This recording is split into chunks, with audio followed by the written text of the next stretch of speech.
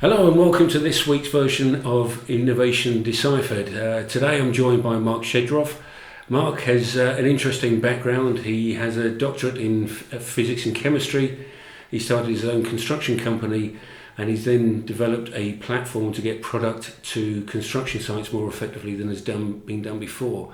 And in this episode I'm discussing with Marc his journey, but really trying to get some insight into what makes a successful enterprise. We'll be picking up things such as his whole idea generation, the need for finance, the need for technology, the need to align that with good people, with the right attitudes, but as importantly, to learn from others' failures.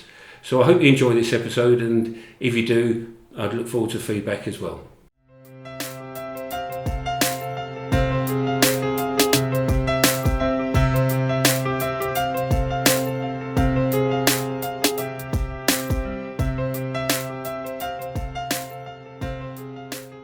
Hello Marc Stchedroff. I knew that I was going to struggle with it. Now you need to explain about how I should pronounce that better. Stchedroff. Stchedroff, that's really good actually. Well, you're welcome, Marc, and I'm delighted you're able to take the time to join us today.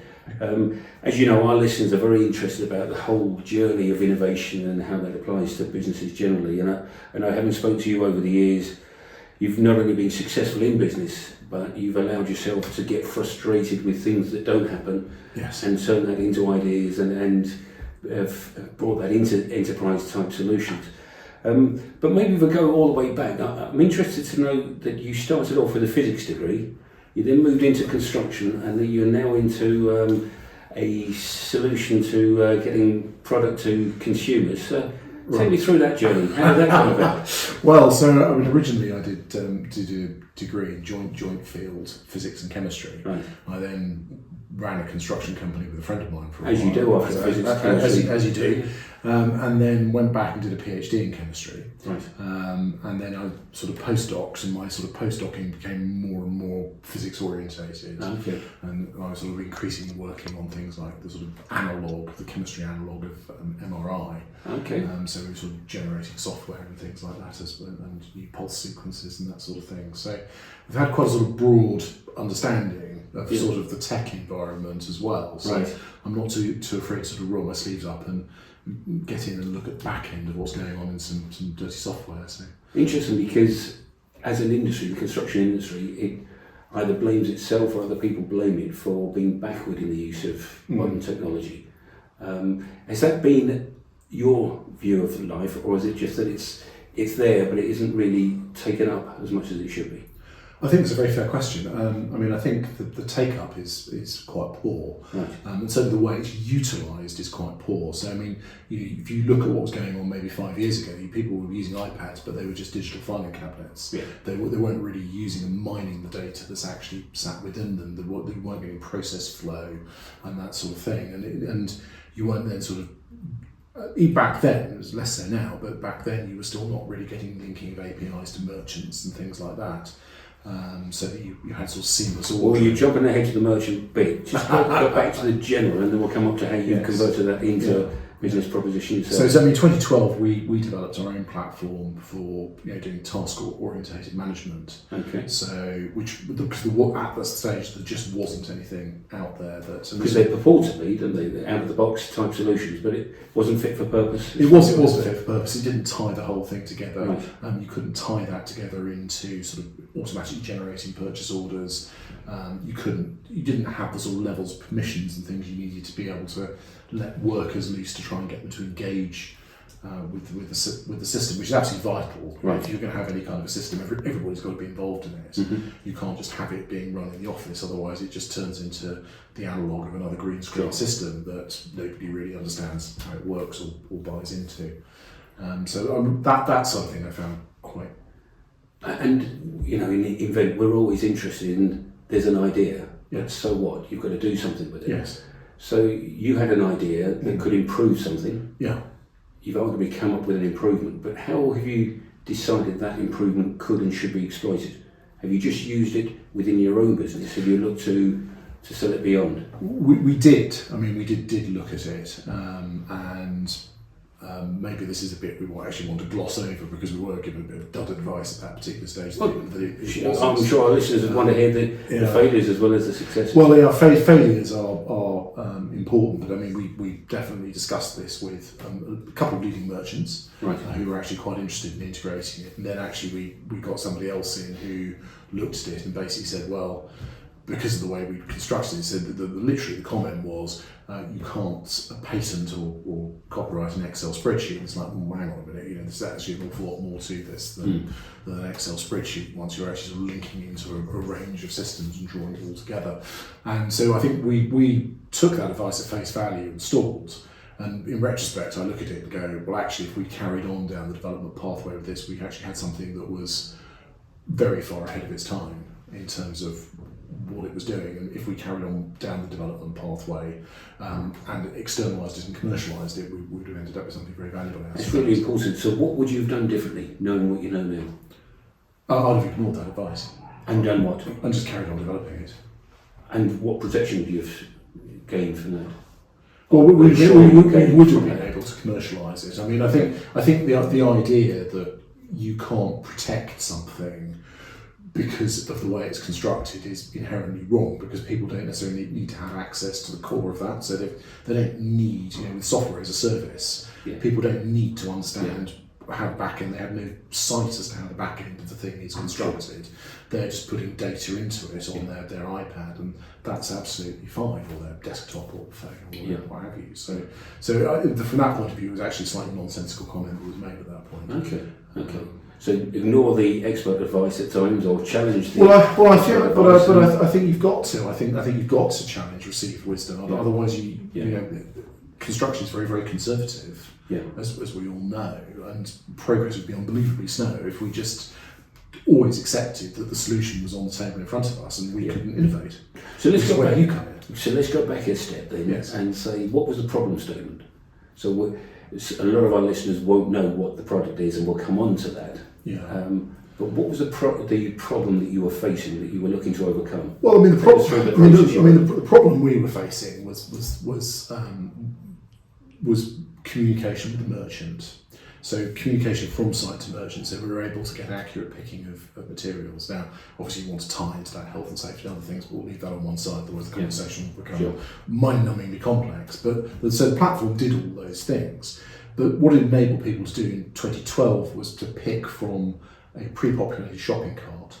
It would then work on the basis of SKU, EAN, i.e. barcode, and it would be able to put those things together into a list that was for that particular task. You could then process that list, it would then split it into a series of individual purchase orders, which then went off to the merchants. Now, most systems now can do that sort of thing, but back then that was actually really quite cutting edge to be able to take those lists and split it. So the advantage from us is we could control the buying process, we could control where people were buying things from, we could control the prices that went on the face of the purchase order, because it's very common at the time, it still is, can you give us a purchase order? And the merchants still assume that's an open number that they can just enter anything, any quantities, any value up against. Which I find a very bizarre process, but you want very specific things, some limits on it, and because otherwise we're in the realms of blank checks, and we all know how that goes. So that's not a clever idea. So we fully developed that platform, and then you've had the ability to, as the items came into site, you could check them off, photograph them, loss, damage, and then that would automatically communicate back to the merchant if there was a divergence between what you'd ordered and what had actually been delivered. So it was at the time a relatively comprehensive system, but you still run into the problem, and this is where we run into the next piece of innovation, that you run into a sort of the issues that occur in the merchants, which are largely attitudinal from the staff. I mean, and I think most of the big merchants, if you sit down and talk to their board members privately, they will admit that staff attitudes are not what they could be. So you end up with people who aren't really particularly interested in doing things in a timely way. Stuff isn't done particularly accurately, products not handled very well, and cross checks aren't made. And I'll give you an example of that. That we ordered for doing a roof. We ordered some roof battens, some copper nails, some membrane. and 2 pallets of slates. So we got some membrane, some reef batten, some copper nails, and 2 1-ton bags of slate chippings, because they'd literally gone SLA and then hit the key on the first thing that came up. And that's a true story. You know, you could go on with those sorts of stories, and I'm sure they will resonate to anybody who runs a construction site. You know, when stuff's coming off the lorry, you're going, how on earth did that get on the lorry in the first place? Who actually? And because the point about the story is, it's clear nobody there was thinking, you know, because that package of stuff doesn't go together. It doesn't make sense. You're delivering most of a roof, but then you're delivering a piece of landscape at the same time. So it's about people not engaging and not caring very much, which then sort of brought us on to the next project, which was actually how do you very rapidly deliver stuff to site. So we got incredibly frustrated over actually sourcing a lot of sort of specialised stuff, like sort of broacher cutters for drilling steel beams and all sorts of bits and pieces that you need on site quite urgently. Most merchants, it's too complex for them to cope with, and then you get into a whole range of specials. And once you get into specials with a merchant, you're into a disaster, to be honest. So we need to think of a way of doing this in a very timely, cost-effective way. And we started housing quite a lot of this stuff ourselves in our own little warehouse. And then, you know, at the time, probably in sort of 2015-16, it probably wasn't quite possible to do on demand in the way that was starting to emerge with sort of deliveries of this world were starting to appear. But then, sort of in 2016, I was on holiday, and I sat down, and I was in Spain. Sat by the pool, and I started writing a business plan for how to actually turn this idea into a business. And it took a few years to actually sort of make sure all the moving parts were actually there, so we could actually start to think about how we delivered it. And then in 2019, I engaged somebody to produce a software platform, which that went on for about 4 months, and I sacked them, and then did it myself, because it was quicker, easier and cheaper to take some existing commercial software, stitch it together, and that's the platform we actually run with today. Right. So our proposition is we deliver in 90 minutes to trades, you know, around central and southwest London. And so we are in a journey to get that funded, which has been an interesting process in itself.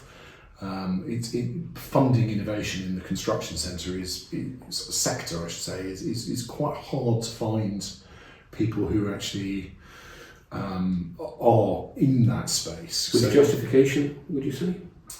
No, I don't think with justification. I think it's a largely empty space, actually. I think you go and talk to a lot of people and you put the numbers on the table in front of them, and you have a conversation that runs like this. And I think anybody who's tried to raise will recognise this conversation. It's a great idea. The basket size is great, Mark. It's fantastic. That's going to make lots and lots of money. So you're going to invest. No, I'm not in that space.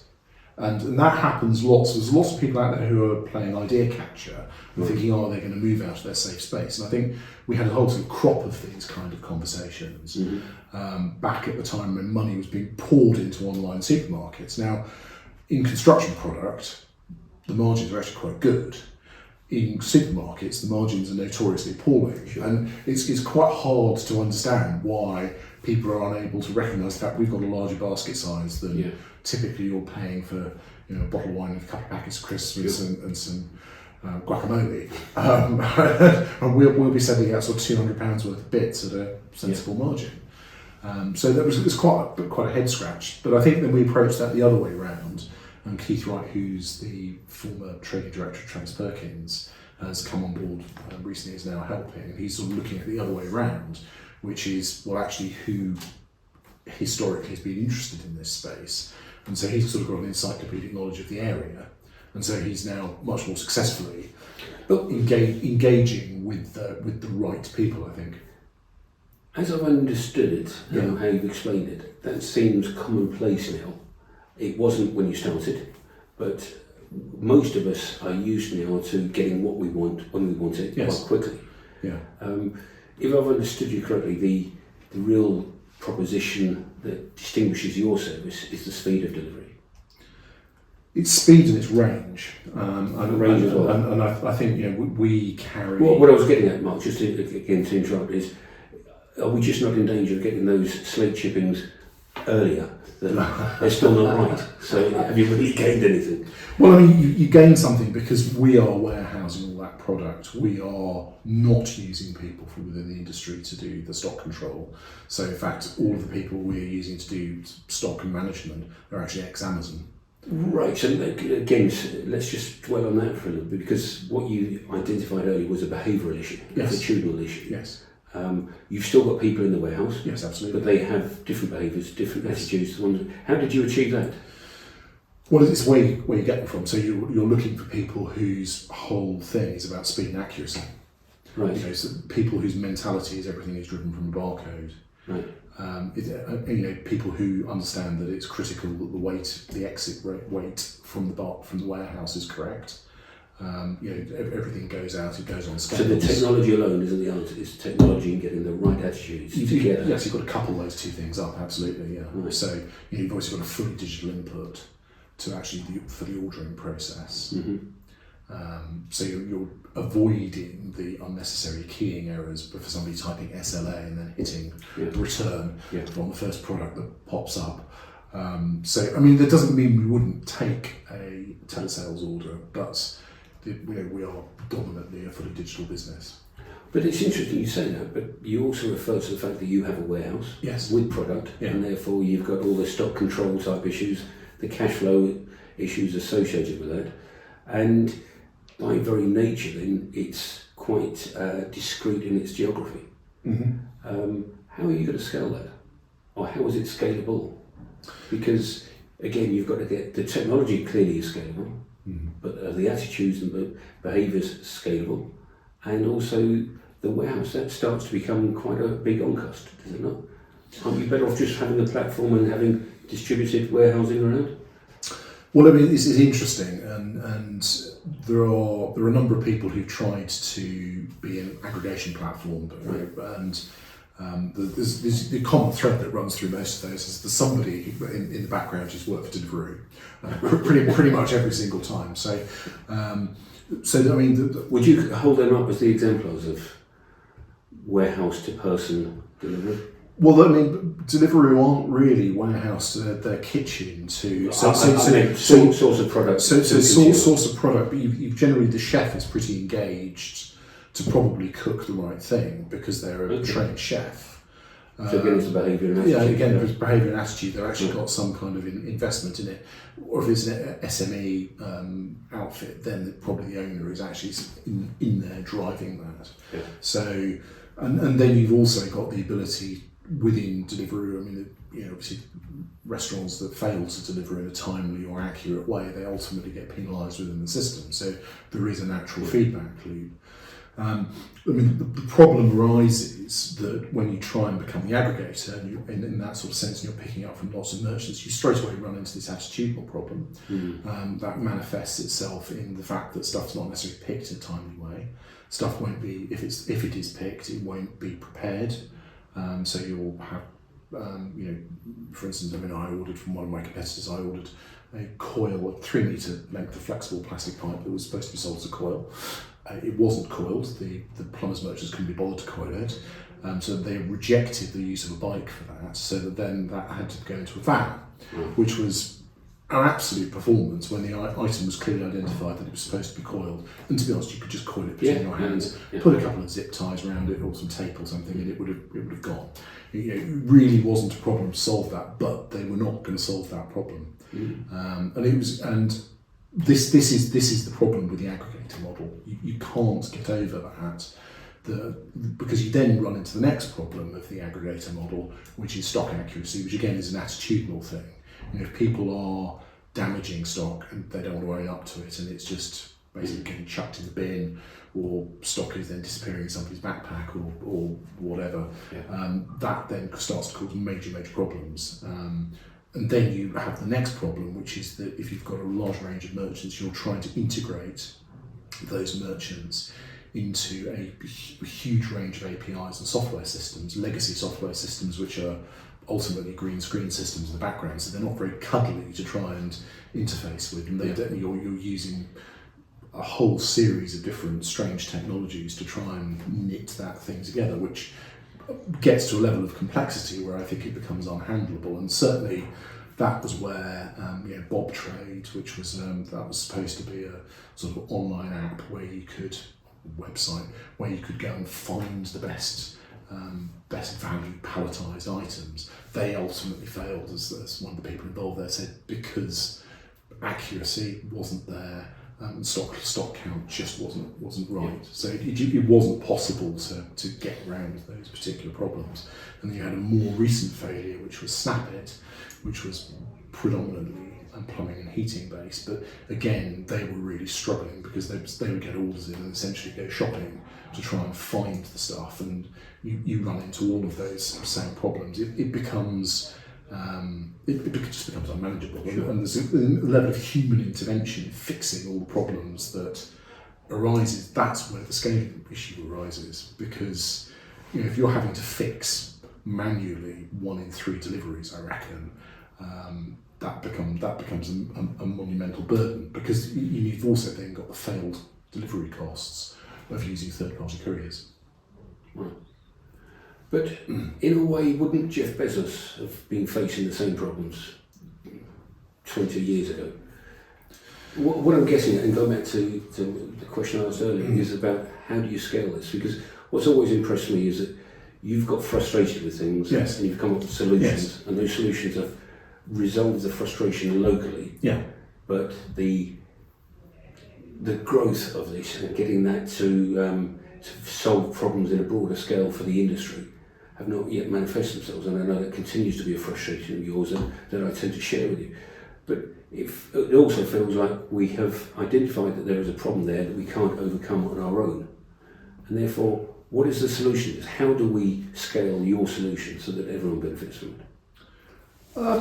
Well, I mean, the try to answer is investment, and we are in a position where we've got an established software platform. We've got the margins that we need to operate. We are mostly manufacturer supplied directly. We don't necessarily deal with intermediaries, so that's why our margins are quite good. Right. So we're not buying on the secondary and wholesale market.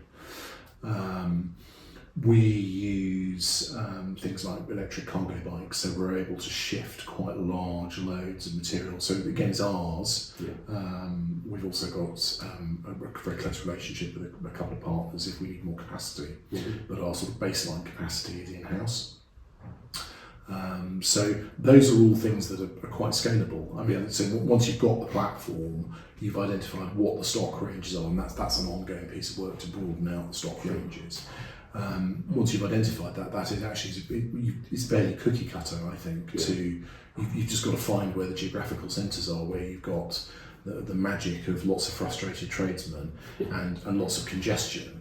And because that's the other thing that plays into this that we haven't really discussed is, I mean, London is seizing up. There is no doubt about it. I mean, TfL are not really interested in increasing traffic speed. So, parking spaces are being physically removed on a daily basis from every borough we can think of. So the idea of you getting into a van, going somewhere to pick something up in a hurry and returning, you've then got a problem at both ends, which is you've got to park at the other end, then you return, and can you actually find a parking space to park back in? Not to mention the environmental impact. Which is absolutely enormous, which we then get around by using an electric cargo bike, which can then use we have bounteous cycle lanes around the place. We've got cycle lanes coming out of our ears, so we may as well use those. But as I knew would happen, Mark, having spoken to you over the years, we could spend hours talking about this. We could. What I would like to try and sum up my learning from this is that the technology will always be there, but unless you've got the people aspect that's tied up, and obviously the finance around it, you're always going to struggle to scale. Yes. So I suppose if that's a right summation of where we are, just to conclude, what is your call for anyone listening as to how they can assist you and how you can assist them to help us make this industry better? We are just in 30 seconds. Yeah. So I mean, we've reached out to various large and medium-sized merchants to try and see if they want to form a partnership with us. We're reaching out to various capital providers to see if they want to form a partnership with us, and we are probably looking for around 4 million to scale us to the next stage of this, which is 3 more bases around London and a test sitting outside London. Okay. Well, you never know. There may be someone listening that's got 4 million under their bed that they don't know what to do with. So, well, I think there may also be somebody who feels it's a very wise investment as well. That, there is a strong ESG pathway in there. We're taking a lot of carbon off the road, and we are solving a real problem that the other majors are not stepping in to solve. Yeah. Well, look, with your agreement, we'll include your contact details so people can get in contact if they're interested in investing. But I'm sure there'll be a lot of people that'll be interested in the story that we could cover beyond what we've discussed today. So appreciate your time today, Mark. Thank you for joining us, and look forward to continuing the conversation sometime in the future. And thank you all for joining us. I hope you found that interesting. If you did enjoy it, please do like it. If you've got any comments, we'd always be pleased to hear them. And if any of you would like to join us on a podcast in the future, please do be in touch. Bye for now.